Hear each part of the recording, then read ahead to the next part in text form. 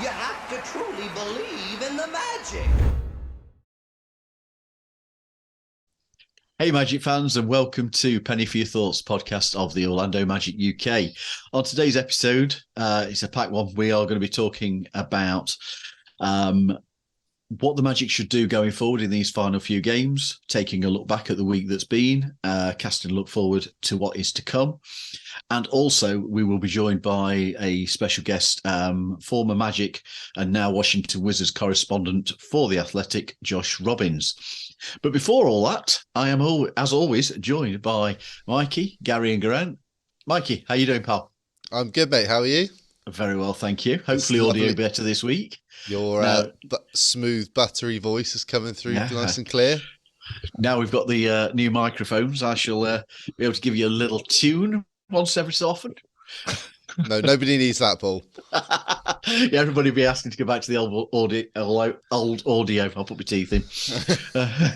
Gary, how's things for you, mate? Yeah, all good, mate. Just late night coffee and a chat with you guys. So I'm sure my sleep pattern will be as good as always. Oh, mate, that's staying up for some games then at that rate if you're drinking coffee at this time. And from the Valleys, Mr. Grant, how you doing, mate? You all right? Good, thank you. Yeah, good to be back. Obviously missed last week. Had a bit of a heavy night on mate's 40th birthday. So, back to it now. So it was a bit of a NBA UK meetup, wasn't it? That was on the Saturday. So I had back-to-back nights. So it was my mate's 40th. So we went for a pizza and some few beers on the Friday. And then on Saturday, myself, Rich Barrett, Nathan Payton, and Mr. Williams, the Utah fan, all met in Cardiff and went to Nathan's gig at the Glee Club. So, it was good to talk basketball with the guys and have a few beers. So, heavy couple of days. Got to ask you then, was the conversation a unanimous decision, Paolo's Rookie of the Year? Well, yeah, it should be, shouldn't it? Let's be honest. But Just wanted to check. But the three guys were all being sensible. Yeah, no, but Walker Kessler was mentioned, as you can imagine. But he's a good player, but he's not Paolo, is he? But no, none of this nonsense Oklahoma City talk, that we've bandied around. That you have been, should we say, prodding on Twitter. Yes. Yeah, I think G took the bait. Yeah, and then ran with it. Took an awful lot of line out with him. But, and I think you dragged the lad overboard by the time you'd got so much momentum going, mate. You definitely put your point across. Although I will object to one thing you did, plagiarising my tweet. I saw it. It was factually correct and good bit of evidence. Just What did you say to me? Couldn't have wrote it better myself. So used it. Exactly, mate. That was, in case anyone was wondering, it was his stat line against the LA Lakers, which wasn't pretty, was it, Paul? No, I think I replied. I think that was the one I used for Kevin O'Connor, where he'd put on it that he was making a push. And I think that's the one I put. I think I put that onto him. Yes, it's been fun this week, prodding away at him. Anyway, so since we last recorded, the Magic have gone 1-1, leaving us with a record of 32 and 44, 13th in the East, just, and 6 games remaining, with the 6th best odds in the draft lottery now. So we'll have a quick look at the Brooklyn Nets game, which I'm going to come to you, Gary, for some thoughts. But just to set the scene, strong home court win. We played what looked like a very tired Brooklyn Nets. Won 106-119. Balanced team scoring. 8 players recording double digits. But Gary, what's your thoughts, mate? I'm not going to run into all the stats just in case it's something you want to know. I'm not to take you thunder. I've stayed off the stats, Paul. I've just gone off the eyesight test, really, of what I saw in the game. As we know, one stat obviously is the 8 players in double figures that you mentioned, and that's tying the Magic franchise record, I believe. It's good to see that, and it's shown, I think, how balanced our team is. And I believe a point was made during commentary that we can't play them all at once. And you think as well that Jonathan Isaac isn't there, and there's 2 high-end draft picks likely aren't going to be, they have to be factored in as well. So I think Coach Mosley's got a lot of decisions to make going forward, and it's going to be valuable in closing the season out, but it was a great win on the home court. Despite what I think of our City jerseys, I think they're pretty average. I've got to be honest, this season. I think they're all right, but I love the court. Yeah. I'm going to start if it does go. I'm guessing, looking around the crowd, that the Nets are not the Hollywood A-list team anymore that they seem to be. I don't know what happened there. Who knows? Just one of life's big mysteries. Mikal Bridges, superb watching him play. I thought this is not to overrate him, but there was times where he had like Tracy McGrady shades about him in the game for me. The way he was scoring his points at will, he just looked very loose, very fluid. And maybe it's going to be one of those things where when McGrady left the Raptors, we knew he was a good player, albeit Bridges is older than T-Mac was, and he's been given a team to put on his shoulders, and he's shown actually I can score, where he was fourth option. Over in Phoenix, he looked good and he torched us, to be fair. But things which I'll never grow tired of seeing, Jalen Suggs with his football pass to Mo Wagner, the way he hits that, it's like a signature. Yeah. It's kind of like where just every game you're waiting for it, and he hit it, and it's never going to get old. And I also liked some of the round the basket finishing that we had. Like Suggs had a beautiful finger roll. Some of Franz's finishing was just sensational. It was like, poetry to watch. You're right, the Nets did look very tired.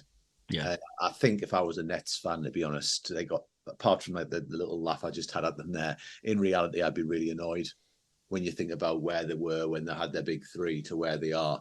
It must be quite frustrating if you're a legitimate Nets fan right now. But they look tired, they look weary, and if they stay in the playoffs, they're a team where you'd kind of want to play them in the first round. Probably they'd be the team you'd want if you were, like a higher seed. Cole was absolutely sensational in the game. I know he led scorers, but there was a point in the game where he had Dorian Finney-Smith guarding him, and it was just the flashbacks to don't get put on an island with Cole. And he just took him apart. Dorian Finney-Smith's a good defender. He was like, that was the asset that came over from, with I think it was from Dallas, where he was kind of like, actually, the thing you get him for is to be a good defender, and Cole gave him some fits. And what stood out to me is in Cole's surge that he's had is how he's gone for the mid-range game, where he just seems to be getting to points at will, a bit like Markel, where he gets to certain points at will and it's more automatic now. And you're seeing that maturing, rather when Cole first, came into the league, there was quite a few threes taken, or he would run into trouble, a bit like Jalen Suggs did. But I think his offense has matured, and that's why we're seeing the improved efficiency from Cole. But it was just a good all-around performance. I know it's obvious, but 8 Magic plays in double figures tells its story, whether the Nets were tied or not. That's kind of what we want to see. And the other stat that stood out for me was 30 assists, of which Markel had 9. Yeah. That was great to see. Good to see Jalen back in that game as well, having missed the 4 previous ones. What a return. Great defense and 16 points. Yeah, you can't moan at that, can you? Really can't. It was good to have him back. So, mate, I was writing this agenda for the podcast last night, having already watched the Grizzlies game. And the last member of us to watch it was you, Geraint. And as I'm writing what to put down for to go for the Grizzlies section, I starts getting messages dropping through, and I thought there's only one person that is going to get the Grizzlies to talk about. So it's you, G, obviously. The Magic quality win. Quality effort in defeat. So, G, what was your take of the game, and do we get a ref rant? Yeah, we will get a little bit of a ref rant, let's be honest. There was a couple of little bits, shall we say, that annoyed me. But let's just start with the positives. Obviously, it wasn't the best start. That first quarter, they dominated us. We couldn't hit a barn door. But then it was great effort coming back second, third, and fourth quarter to pull it, as close as we did. Couple of observations. Jaren Jackson Jr. was absolutely immense. The way he controlled that paint, it did seem that we were a little bit afraid of going to the paint for fear of getting our shots blocked. I know he only ended up with 3 blocks and he eventually fouled out, but I thought his presence was immense. And, anybody we put in there, he did have his way with who we could throw at him. Other than that, we saw, another player score a career high against us in Tillman. A little bit frustrating. Points in the paint. So, adding on from that Jaren Jackson point, they scored 54 to our 36. So you're looking at places where the game was won and lost. That would be one. Fast break points, they scored 20 to our 5. And then I know you mentioned it in the notes, Paul, 49 3-point field goals attempted. And we only just hit in 14 of those, which is at a 28.9% clip. And looking at who took the 3-point shots, our best 3-point shooter only took 4. So that's a little bit frustrating. Gary Harris made 1 of 4 shooting. It just felt like we were chasing the game a little bit too early. I know Jalen was trying to get some shots up, and it was only when Admiral Schofield entered the game and started hitting a couple that, I don't know, we seemed to get our confidence a little bit. Other than that, the bench played well in the second half. I know you and I mentioned this yesterday on our conversation. Obviously, the first half was to be forgotten about. Cole Anthony played well. And Goga Bitadze. I know, especially Paul and I haven't been his most biggest of fans, shall we say, but he really did bring something yesterday, so fair play to him. But I do think that we maybe have played him a little bit too long. He played 13 minutes, scored 13 points, 6 rebounds, including a 3-point field goal, but I think maybe we should have yanked him a couple of minutes before letting the starters get back in there and see if we can eat into that lead, because I think with 3 minutes to go we had a couple of opportunities to get closer and we didn't. So other than that, and my little ref rant thing, it was the blatant call on the 5-second inbound. You're watching it, and I counted 7, and I messaged Paul. I said, that's easily 7. And he said, wait for the broadcast to come back on after the advert. And David Steele and Jeff Turner said they counted 7 as well. So it's good to know that I'm not alone in that. A couple of, ticky-tacky fouls. 1 or 2 went our way, but something blatant like a 7-second call, 5-second call, which was way over, and you could see the official throwing his arm out, and you're thinking, well, he's done 5 and he doesn't want to call this, and then all of a sudden they come and call a timeout. Just frustrated, and not something we ever get away with. So that was my sort of annoyance at it. But Franz Wagner was also fantastic in the fourth quarter, obviously bringing us back into it. So like you said, great effort, just a little bit coming up a little bit too short. And that would have been a good W to have, even though they didn't have Morant playing. And I remember you being really, really happy at seeing the little Dylan Brooks dance as he comes on. Can't stand him and Tyus Jones. I was saying to Mikey earlier. Yeah, I don't know. I'd like to see them get absolutely whipped in the playoffs by somebody and, get sent fishing early this season. I just don't like that entrance that they make. I really don't like that entrance from the tunnel. I don't know what it is. Yeah. I know we have something similar in the huddle where they're all jumping about and Cole does his skipping thing and whatever, but I just don't like this dance thing that they do.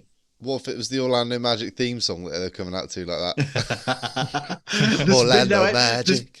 There was I saw one where somebody had edited in the theme tune to Dora the Explorer for them coming on. That was really funny. That was funny. That made me laugh. I like that.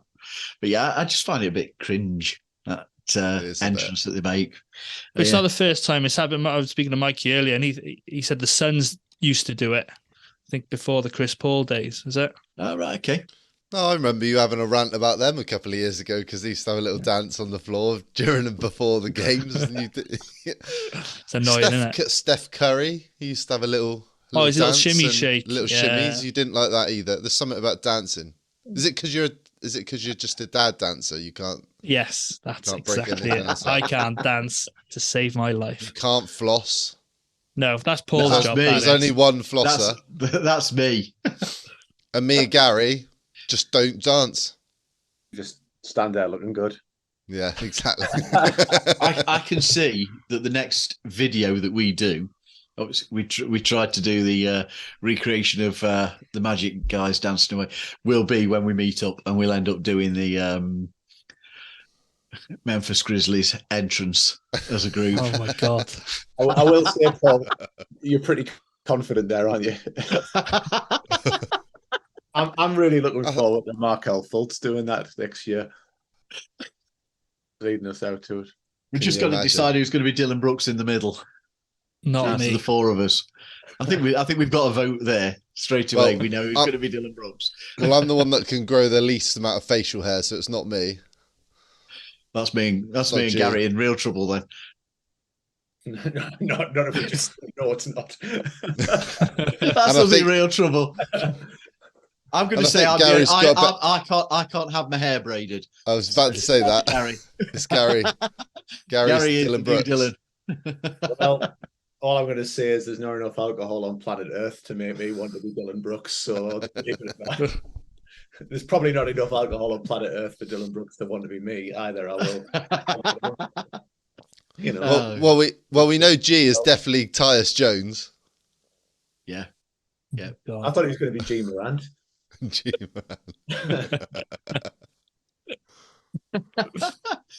So, Mikey, you've been very quiet up until this point, and I want to ask you about Cole. Look, we all agree Paolo is Rookie of the Year. Franz is listed as ranked second among sophomores. Mm-hmm. Cole has been knocking in an impressive month, if not longer. So should Cole be in consideration for Sixth Man of the Year? The short answer is no. Okay. Should he be next year? Very, very possible. If you look at, I had a look at sportsbettingdime.com earlier for the betting favourites for the Sixth Man of the Year, and the top 10, and you got Malcolm Brogden, who's very quickly getting hunted down by Emmanuel quickly. Those two are, one of those two is probably going to end up with that this year.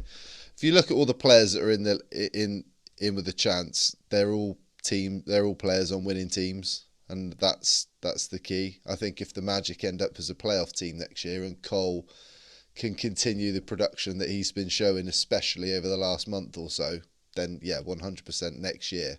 But I don't think it really matters. I think more than anything, I think the important thing is he's starting to show his value coming off the bench, and I think he's beginning to see that now, that he can contribute to this team without having to start. And we all know he wants to start. He believes he's a starter in the NBA, but he's just as valuable for us off the bench. And look, how many games have we seen this season where he's been one of the guys closing? We saw that against the Grizzlies. He was part of the reason why that game was so close down the stretch the other night. So yeah, if Cole can keep improving, I mean, look, we're seeing highs this season in 3-point percentage, field goal percentage, free throws, effective field goal percentage. It's something we talked about in the off season, something we talked about his first couple of years, is efficiency needed to pick up, and we're definitely starting to see that now, and he's starting to look comfortable in that sixth man role. Gary, I know I'm dropping you in this one, but are you agreeing with Mikey? Not quite a Sixth Man of the Year this year? I just want to pick Mikey up because he's talking about season stats, but we all know the player awards are judged on the last 22 games. So For the last 2 weeks. Yeah, I think Cole should get it based on the last 22 games, not the Seattle Supersonics rule. That's what I think we should get. The Oklahoma rule says that Cole's the sixth man. But betting odds in the UK had quickly tonight as odds on for it, and I think with the big market and the Knicks being better than expected, he's probably going to have a lot of attention drawn to him to get a Knicks player to get some type of profile. Brogden's been as good as we expect him to be. Mm-hmm. You know, it's exposure as well, isn't it? The Celtics and the Knicks are on the television, once, twice a week nationally. Yeah, we haven't got one game. I think for me, it's a story of who did you expect, which would be Malcolm Brogden. Like that's the start of the season versus what would be the nice story, which would be Quickly if you were in media. So I can see why the odds are saying Quickly right now. I would like to say Cole should be, but what Mikey said, really, it's a case of you judge your awards in all seriousness over the season. And Cole's been good. He's been good, but his impact has been in the second half of the season, whereas we've seen the other guys who are leading the race, it's been all season long. And that's what you judge it on. It's a season award that's taken into account. So if Brogden or Quickly get it, you can't really argue with either of them. And next season, if Cole isn't starting, if he is a sixth man again, that's something for him to have an eye on. And if the Magic are in the position the Knicks are in, for example, this year, if that happens, there's got to be eyes on Orlando, and it's a very favourable argument to have, you know. And the media likes Cole as well, I think. Yeah. Well, the reason I asked the question is because it's been the Magic have been putting out his stats as to how good he's been over these periods of time. It's been the subject of a couple of articles in the Orlando Magic related media as to he's making a run at it. But I've got to say the same thing as you've both said. I don't feel we can change our parameters of it's a season award, where we're saying for the Rookie of the Year, to then say that Cole should be sixth man. But anyway, no, one that I want everybody's contribution on here. This erupted on Twitter a couple of nights ago, didn't it? With 6 games remaining, opinions, boys, on shutting down the core players to avoid injury and tanking the rest of the games to give us the best lottery odds. So, Mikey, thoughts? We're not shutting anyone down. It's ridiculous. Just got to say, I feel really sorry for Dylan because he got the rough end of it from Dante, and he's just sharing his opinion. We've all got them, but yeah, there's just absolutely no point. Look, we've over the last 50 games, we're 27 and 24.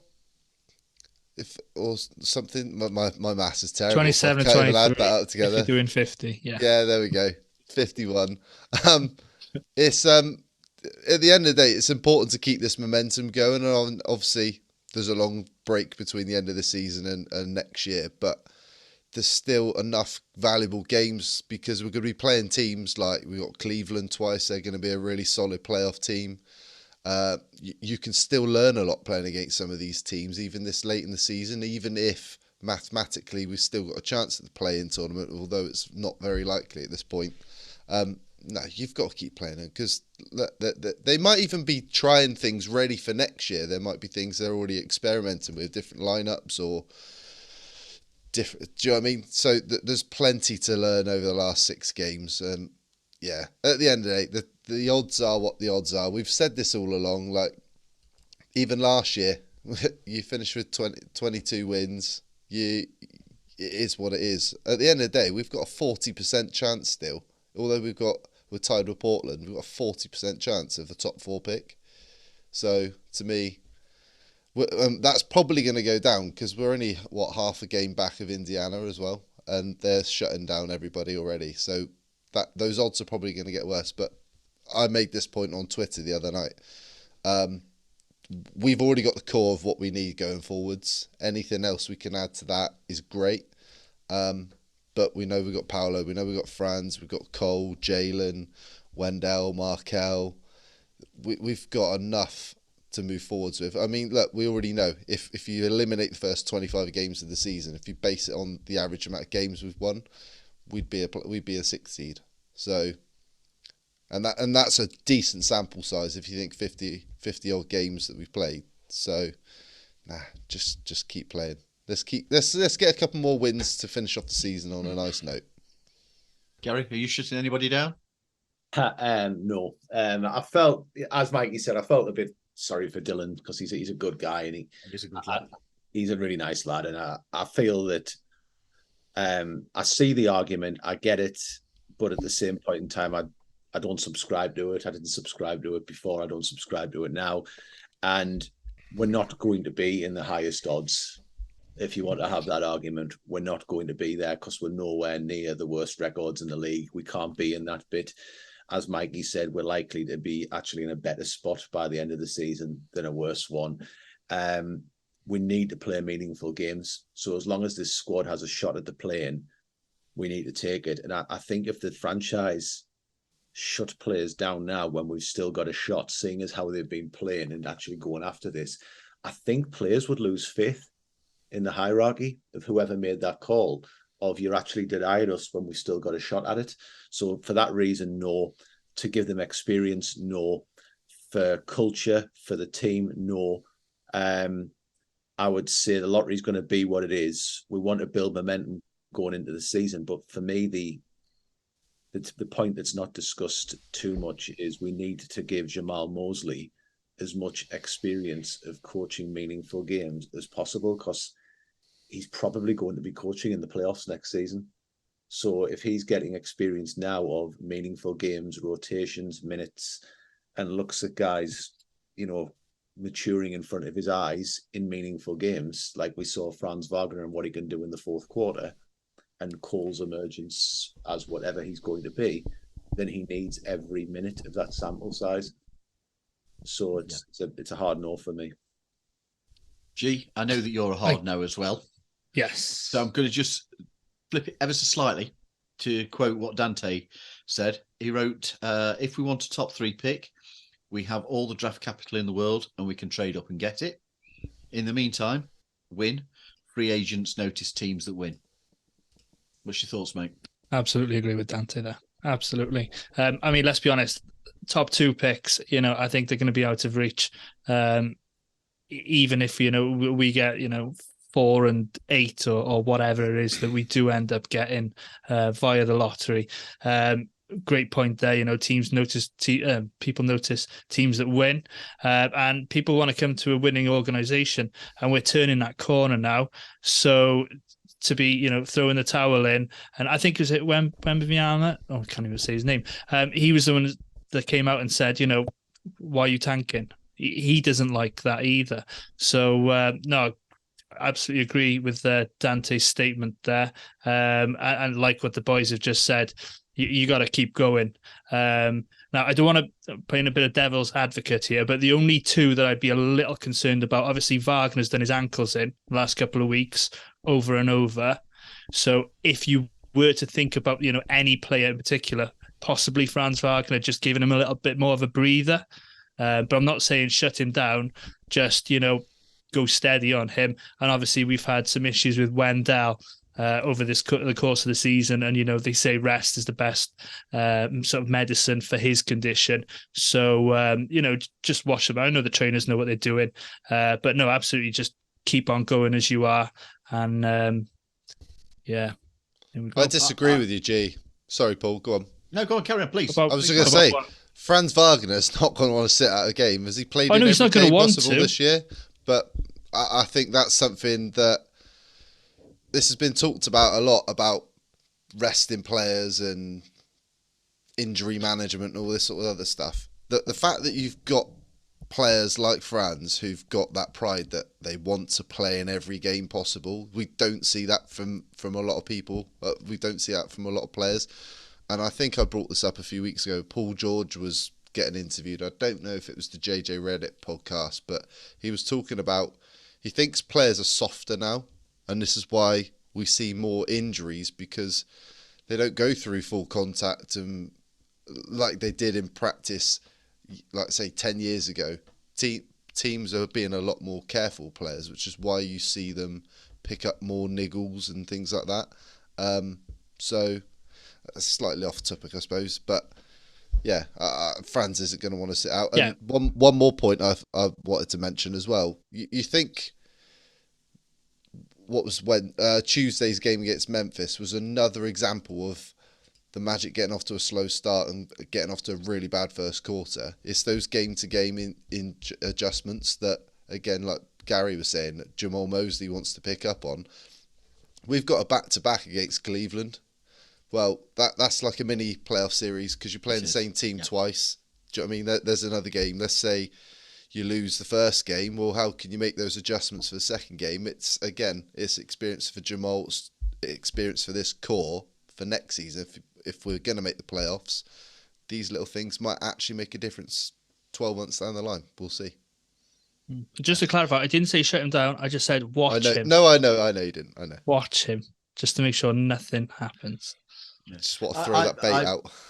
I felt, as you know, I felt a little bad because I think I was the first person to respond to Dylan, and I disagreed with him very politely, and then he just got battered, and I felt, So Dylan, I'm sorry. I'm sorry for being the first to reply, even though it was a polite one.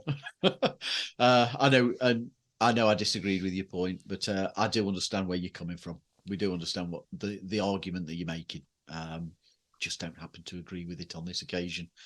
And we are now joined by the one and only friend of the show, former writer for The Athletic of the Orlando Magic, now with the Washington Wizards, Josh Robbins. Josh, how you doing, my friend?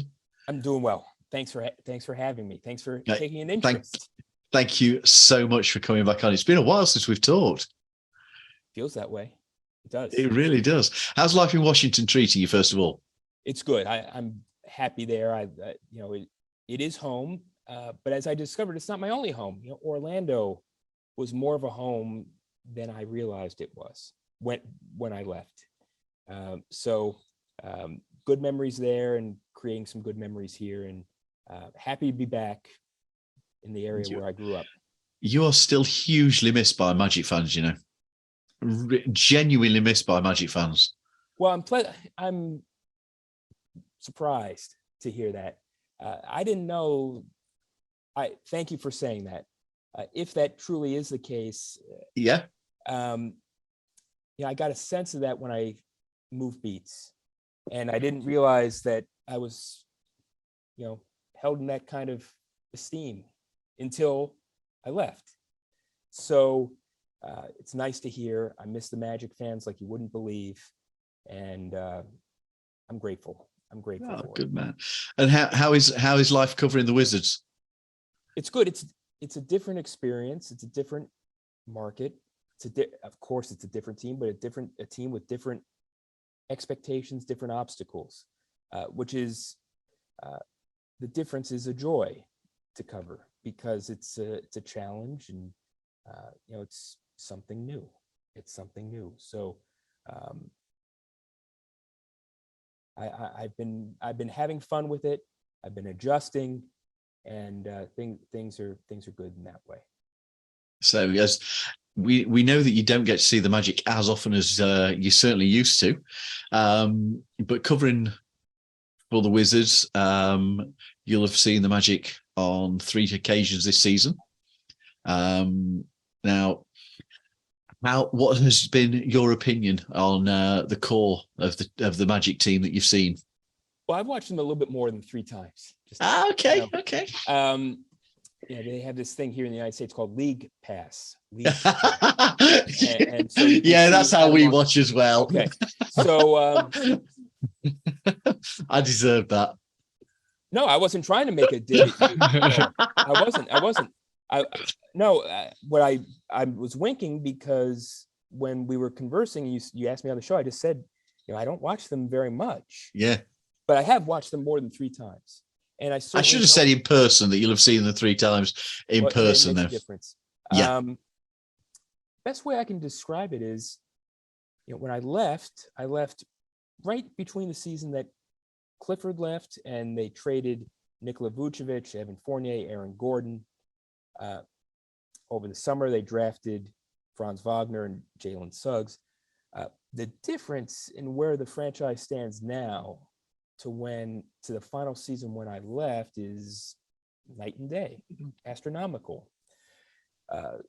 At that time, when they made those trades, before they made those trades, it was very difficult to see what the path forward was for the Magic. How would they try to get to become a contending team?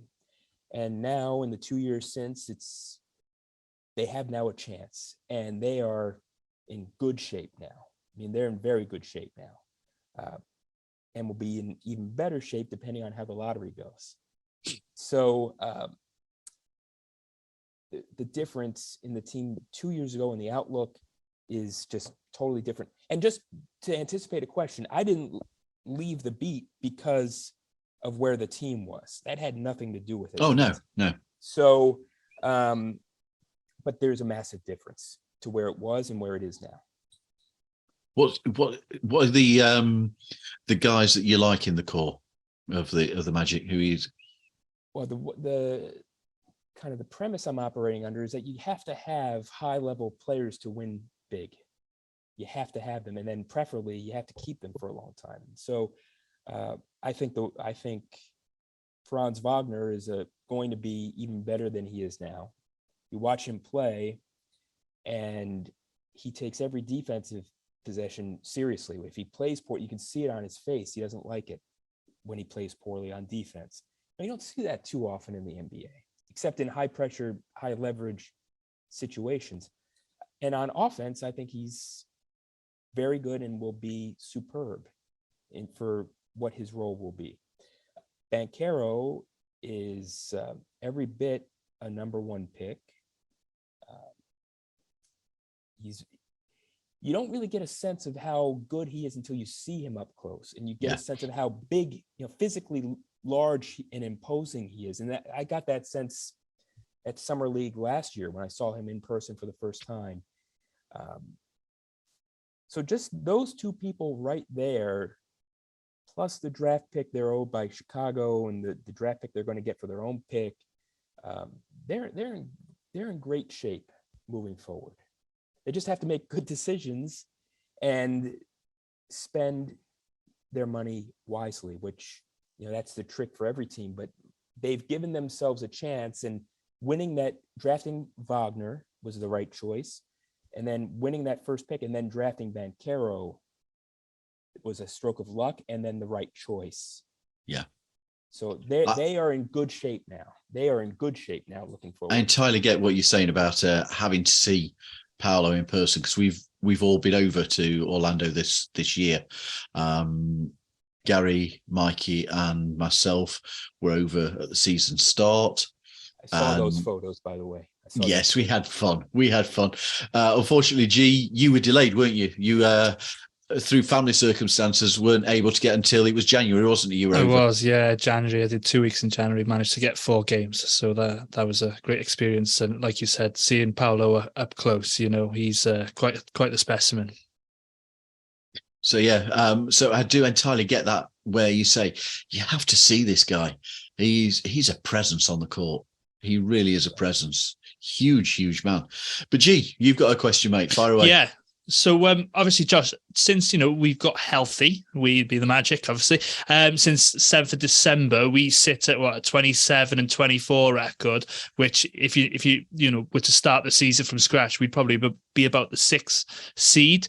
But obviously without Jonathan Isaac. But next year, with a healthy Jonathan Isaac, and if management were to run it back, what do you believe the team is capable of?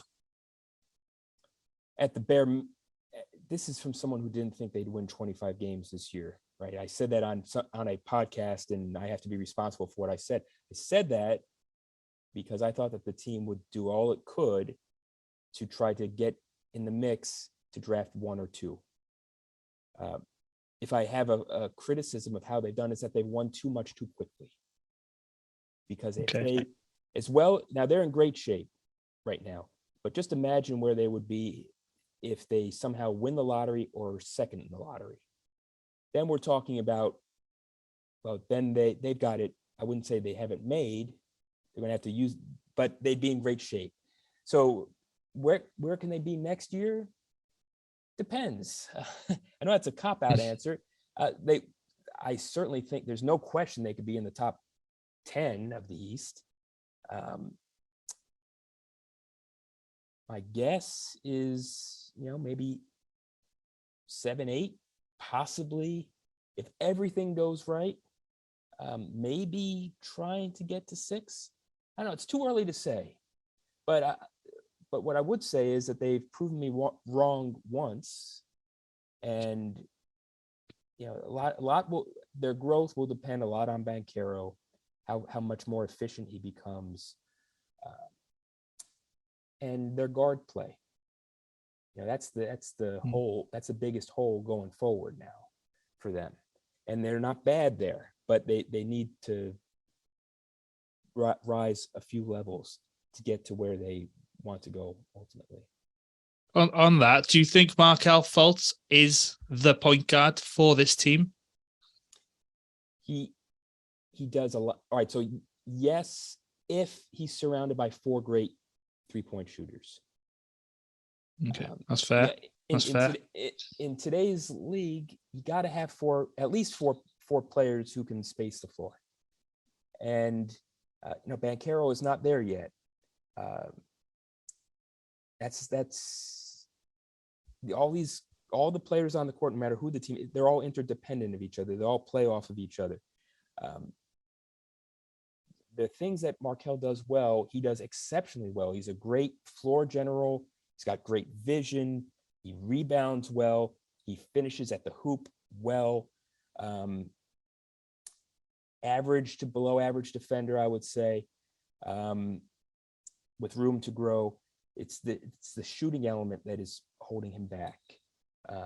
And if he's surrounded by 4 high capable shooters, then you can have Markel Fultz as a point guard for a high level team. If you don't, then your team is restricted to a large degree on what it can accomplish offensively. So one to answer your question directly, one of 2 things that has got to change. Either he's got to improve as a 3-point shooter, or the quality of 3-point shooting around him has got to improve across the board. Yeah, I think we've seen that with the Magic this year. The three ball hasn't fallen for us, and that's something that does need to improve over the summer. Yeah, Gary. Yeah, so Josh, just listen to what you've got to say there. Would you say that the Magic front office, then their greatest area of need either is addressing the guard play and/or addressing 3-point shooting in the summer? Well, I think in terms of a player personnel standpoint, they would be well served to upgrade at the guard spots. Gary Harris is a solid, good 2-way professional, right? Markel does a lot of things very well. For them to get to where they're going to have to get better. So this draft, maybe they do get a wing here. Maybe not a 3, more of a 2. Although in Jamal Mosley's system, the 2 and 3, that distinction matters less and less. And as a matter of fact, the defensive versatility that Wagner brings gives them an enormous amount of wiggle room as to how they can shape the roster and the starting 5 and the ending 5 going forward. So I think the next big change that they need to make, or the next big addition, maybe not, if it doesn't make sense in this draft, it doesn't make sense in this draft. You don't want to overshoot, but they've got to improve at the guard spots, preferably with someone who can score and defend, at least at an average rate to defend, but someone who can score and to get his own shot. Yeah, that's fair. So, Josh, who would you be suggesting it? I don't know how closely you've looked at the players in the draft. Who would you be suggesting is a potential as that sort of player? Because I'll be honest, I don't watch college basketball. I know that the March Madness stuff has been on over here, but I don't particularly watch it. And I appreciate that there are restrictions around how what people can say in respect of that. The question I'm asking there, who were those sorts of players that you would suggest are that guard or shooter? Well, I think if you can get a chance to draft, I'm saying something that's captain obvious here. If they could get Wembanyama, you draft him, of course. Yeah. If you can get Scoot Henderson, well, then you're made in your backcourt. For them to be able to draft him, they got to get at least the second pick. Brandon Miller, okay, I know there are problems. There may be problems off the court, possibly. He's a hell of a prospect. The Thompsons, they're pretty damn good too. So, What they can do, though, is potentially package some of their young guys for a guard. That's not out of the question. Maybe they can package one of their picks. Again, one of the reasons why they're in such good shape is that they've got so many of their own assets, and they've got some young guys whom they could trade if they had to, if they felt like that was the route to an upgrade. Maybe free agency is the way that they go, because financially, again, they're in pretty good shape because their team is so young, and so many of their guys are under team control and will be so. Banchero will be with this team unless something goes wrong for the next 7 seasons at least, you would think. So there are a lot of avenues that they can get, and that's part of the beauty of their situation, is that they have a lot of flexibility in the way that they can try to address that need. Yeah. Now, Mikey was hoping to, as for those watching who have seen the previous part of the podcast here, Mikey was hoping to be with us here for this section, but he's had to just nip off, and hopefully we'll be back before we finish recording. But he was going to ask you this question, Josh. With us, and again, we couldn't have you on and not investigate around the Wizards with us playing you on Friday. So he thought it'd be interesting to get the lowdown on Washington. With us, Washington, what's it, 2 games in front of Orlando, 2 games back of Chicago for the play-in tournament. Is it important for the Wizards to make the play-in, or is it better for them to focus on the lottery? And what do you see them doing? That's what he's asking. About 3 points there. Okay, so I'd be surprised if Kuzma's not going to play tomorrow. I don't think Bradley Beal is going to play tomorrow. I've written, and my colleague David Aldridge has written, that we think they're better off to lose all their remaining games for the long run. But they probably couldn't catch Chicago at this point anyway. Several nights ago, they dominated the Boston Celtics. It was one of the best games they've played all year, and they did it without Beal, without Kuzma, without Daniel Gafford, their starting center. Yes, they played great, and some of their young guys played very, very well. But this is a team that, unlike Orlando, is lacking these high ceiling young guys. And they, even more than Orlando, need a transformational player. And the best way the Wizards are going to bring that person, such a person aboard, is to do it through the draft. So the reality is, I think the majority of Wizards fans would prefer that the Wizards lose on Friday night. Of course, the players and the coaches, they are professionals and they're going to think differently. So I do expect a close, tight game. And but that's the reality of where the Wizards are right now. They are not too dissimilar a situation as where the Magic were in, I guess it was 2021, the year that they traded all those, their top 3 veterans. There are a lot of parallels there, except Beal was probably a higher ceiling player than anyone the Magic had at that time. He's also paid more. Absolutely. So, it's almost like the roles have been reversed. So you get the pleasure of watching a certain Mr. Porzingis most games. Gary, you got to see him during the summer, didn't you? Yeah. Playing over here. Absolutely.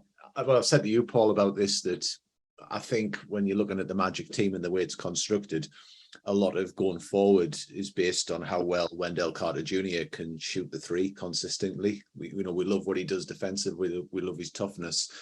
But when you look at what would, for me, be the center to put alongside Banchero and Wagner in the front court, somebody who can do what a unicorn like what Porzingis does, would be huge for Orlando. And I saw him in person live, and I know it's a different level of competition when he was playing against, no disrespect to the British basketball team, but he was absolutely dominant. And I took a friend of mine along, and he's not really a huge basketball follower. And even he was saying just he is easily, not knowing much about basketball, the best player on the court by some considerable distance. He was just it's scary how good he would be if it wasn't for the injuries he's had.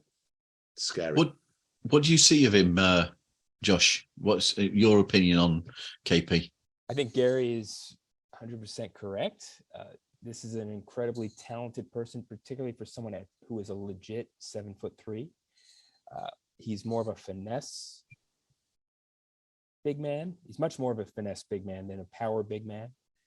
Shoots well, comfortable shooting well. He can also drive. I didn't expect him to be able to drive as well as he has. He's got a very good feel for the game. He can block some shots. He rebounds defensively pretty well.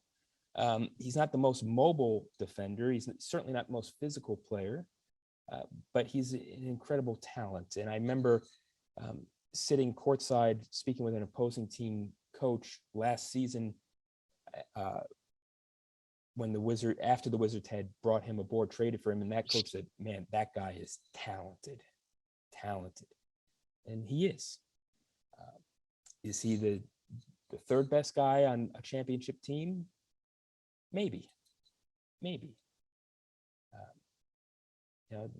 I'd like to see the Wizards find ways to kind of take advantage of his skills a little bit more, and I think that would be in the offing if he remains here for next year. Yeah, we were hoping to draft him, weren't we? Just thinking back to the draft when he was drafted. I think we were the pick after. That's right. I just wrote about that, we were quite disappointed we didn't get KP. So you've got quite an asset there, Josh. Josh, who's the for Magic fans? Who's the dark horse on the Wizards that we've got to watch out for tomorrow? Who's possibly do some damage to us? Denny Avdia is their third-year 6'9" forward who is a strong defender, tries really hard on that end, a good distributor who is improving as a finisher and as a driver, and needs to improve his three-point shooting in a significant way. I think he played arguably the best game of his career in that win over Boston, 25 points, 10 boards, 5 assists. So he's a guy who can hurt them.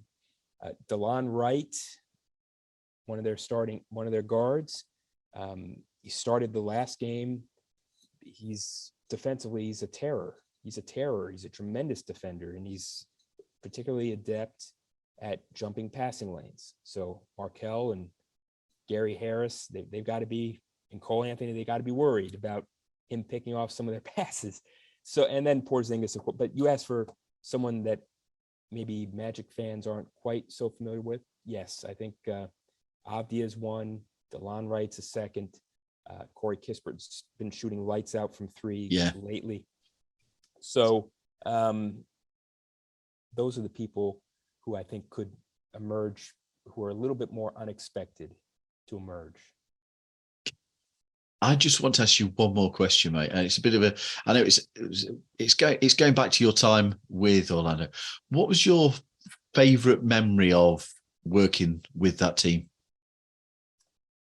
Well, I would gently just say covering that team, but rather than working with. But there's an element that there's there are working relationships where you got to earn respect by being honest. So I think is there a specific game or two that I remember more than the others? They all kind of blend in for me, the games. Really, it's those little things like a practice, being around the other writers, maybe doing interviews with guys to see how well I can ask a question to elicit a quality answer. So I don't really have a single favorite moment. That's fair enough. Yeah. What about meeting the fans in London in the bar before the game against the Raptors? That was fun, and that whole trip was fun. It's brilliant, wasn't it? That was and I didn't have anything to drink before the game. No, you didn't. Just so everyone knows. But that was fun. That trip was great. Yeah, it was a pleasure meeting you there. Do you have anything to drink, G? Oh, yeah, of course. You know that, mate. You know that. I'm Welsh, aren't I? Yeah. Well, Josh, it's been an absolute pleasure catching up with you, having you back on the podcast. Obviously, we're all predicting that. I'm guessing we're going to be all predicting that we beat the Wizards tomorrow night. Which way do you see it going? I think the Wizards are more likely to win, probably because they're at home, but we'll see. If they play against Orlando like they played against Boston, they will win that game. Yeah, that was a performance and a half. Really, really impressive performance. I watched the condensed highlights of that game because I just couldn't believe the result. And there was some really, really impressive play put together by Washington in that game. It's always nice when Boston lose, isn't it? Well, that might be the other reason that I watched it. I'll tell you, these NBA games, particularly late in the season, they're so tough to any single game, almost anything can happen. And particularly now late in the season where one team or maybe even both teams have incentives not to win, it's impossible to truly prognosticate, what's going to happen. So I say Washington, but the last game I certainly would have said that Boston would have beaten them in a walk, and instead it was just the opposite. No, that's for us. We're all wanting that W for the Magic. But Josh, as I said, it's been an absolute pleasure having you on. Thank you so much for coming back. Thank you so much for letting us catch up with you. And stay well, mate. It's been brilliant. Thank you so much. My pleasure. Happy to see you guys. Miss you guys. So, the week ahead, we are recording our next episode officially on Friday, April the 5th. As we've said before, sometimes we change it, but that's the date we've got down. So before then, the Magic play on 3 games. We're at Washington on Friday, midnight tip. Washington Wizards 34-42, 11th in the East, having won their last game, but only having won 3 of the last 10. Their home record is 18-19. Then we are back home in the Amway Centre on April 2nd, an 11 p.m. tip, so not too bad a time, versus Detroit. Detroit are 16-60, bottom of the East. I think they're ultimately bottom of the whole NBA, aren't they, with this record? Mm-hmm. They have lost the last 7 consecutively and have only won 1 of their last 10, and on the road are 7-30. And then we round the week off with a visit from Cleveland, April 4th, midnight tip. Cleveland 48-29, 4th in the East. They lost their last game, but have won 7 of the last 10. And on the road, a pretty fantastic record of 18-21. You can't moan at that one. So, boys, predictions for the week. So, G, what's your thoughts, mate? Right. Okay. We will beat Detroit. No two ways about that. I'm gonna have to I hate it when you say that. I hate it when you get that confident, mate. Well, I'm gonna go 1-2. I think. Ooh. Yeah, I know. We can beat Washington. We should beat Washington. It depends, doesn't it? Porzingis is a great player. I can't see us beating the Cavs. Yeah, let's just stick at 1-2 for now. Although my heart says 2-1. Yeah, 1-2. Gary, where are you going, mate? 2-1. I think we'll beat Washington, and I think we'll beat Detroit. I think there's stuff going on at Washington which might affect things going on off the court. I think we'll keep going as long as we can, and yeah, I think we should beat Detroit anyway. So yeah, 2-1. Mikey? 3-0. Ooh, I like it. I hope you're right, mate. Well, it's not because I think we're going to make the play-in tournament, because I just think it's gone. There's not enough time. There's not enough games left. But the Wizards, it'd be nice to tie the season series up with them. They battered us in the first 2 games, and we got our own back in the last game. We did, didn't we? Yeah. I was doubting myself for a second there. Wasn't one of the Wizard games one where we were virtually stripped of all assets anyway, thanks to the little handbags in Detroit? Yeah. Like Detroit, that's a W. And look, Cleveland have got a losing record on the road, which they haven't been great at. A couple more games down the line, may they start shutting the odd players down, ready for the playoffs? I don't think they will, but we've been all right at home. We've been all right at home this season, so I'm gonna stick my neck out. Yep, 3-0. I've just realised I misread what I was saying about Cleveland's road record. I was reading it as they've won 18 of 21 played. It's not that at all. they've won 18 and lost 21, so not quite so fantastic as I was saying. I misread it completely. I'm with Gary 2-1. Nice work, Raoul. And I'm half tempted to say that we lose in Washington and we win the other two. The home form's starting to really come together, but it could easily be that we win the first two and lose to Cleveland. So yeah, but I'm going 2-1, and as has become a regular feature, quick tankathon. Nobody's going to like this one because I've just spun it. Our pick dropped from down to 7th, down one place. So we pulled Anthony Black, a shooting guard small forward from Arkansas, and the Bulls pick. Arkansas, that's a new Arkansas. one. Arkansas, mate. Arkansas. Do you know what? Yes, it is actually. Oh, gold. Can we start that bit again? No chance. Do you know what? It's been a long while since I've done one on the pod. It so is, yeah, to be fair to you. I'm back. And I'm just checking I've read this right. Oh God, he's from there and all. Carry on my way with. Oh mate, the Bulls pick also dropped 1 to 10th, and on there we get Nick Smith Jr. You can guess where he's from. Also from Arkansas. Arkansas. This is the way. Oh, mate, I can't believe I've done that. Oh. Well, officially I'm back. It's been a while since I've done one, like we said.